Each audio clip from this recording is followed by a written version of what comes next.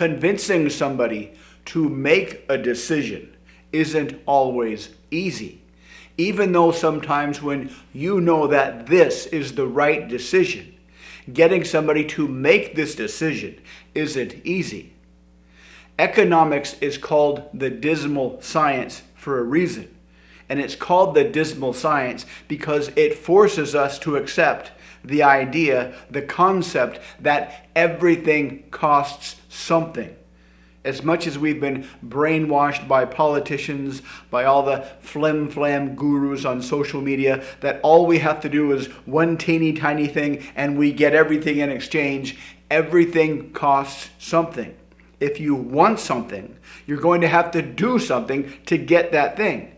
And sometimes it's not clear what the costs are and what the benefits are. Deep into our ancient evolution, deep into our DNA, deep in the DNA of every animal, whenever they contemplate doing something, they always must consider the costs and the benefits. And if the benefits don't seem that much greater than the costs, then this is going to be an action that gives us that, I'm not sure if I should do this kind of feeling.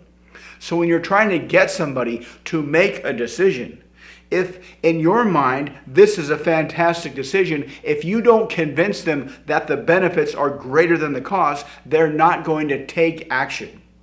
So how do you get them to take action? How do you convince somebody that the benefits are greater than the costs? Well, the first step is to stop taking ideas out of your head and putting them in the brain of somebody else. If you believe the benefits are huge and you just tell them, hey, the benefits are huge, they might not believe you. They might not trust you. They might not 100% be on board with what you're saying. If you try to tell them based on the ideas in your head that the costs are very, very small, they might not believe you. They might not trust you. They might have a kind of a weird feeling because they're going to be the ones that suffer the loss if you're conning them and the benefits are small and the costs are huge. So everybody is a little skeptical. So the first step is to not take ideas from your head and cram them into their head. It's to take ideas from their head and bring them out as big and bright and colorful as you can. And ask them about what they want. Ask them about their desires. Because here's the thing, desire energy, as we feel it on an emotional state, is very, very translatable. They've done all kinds of studies that verify this. If we have a desire energy for one thing, this desire energy can be copied and pasted onto something else. Studies have shown that people that are hungry, that have desire energy for food, that gets translated on impulse shopping things. If you go online, if you go on Amazon just to kill some time and you're hungry, you might end up buying a bunch of stuff because when you feel hungry, that food desire energy is translated into an energy to buy something, and that kind of satisfies that desire.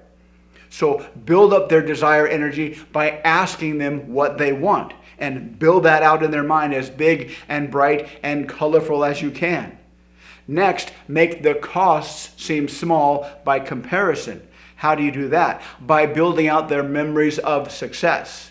If we move through the world and we're not feeling too confident about our abilities to get stuff done, we're not going to be very strong decision makers. But if you feel incredibly confident, if you feel incredibly successful, if you remember past successes, you'll feel much more confidence, much higher confidence, and that will make the cost seem small by comparison.